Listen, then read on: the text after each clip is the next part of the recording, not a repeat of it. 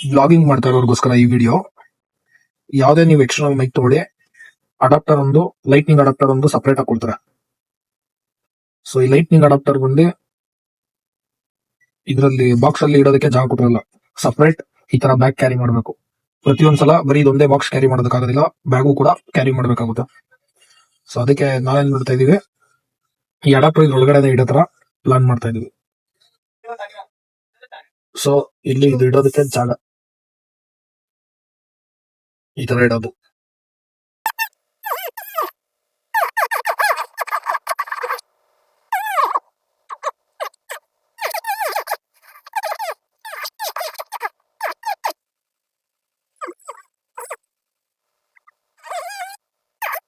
So finally cutting complete ಆಗಿದೆ. ಇದೊಂದು port ಬಂದು ಈ ತರ ಫಿಕ್ಸ್ ಆಗುತ್ತಿದೆ. ಸೊ ಇದು ಫಿಕ್ಸ್ ಆಗಿ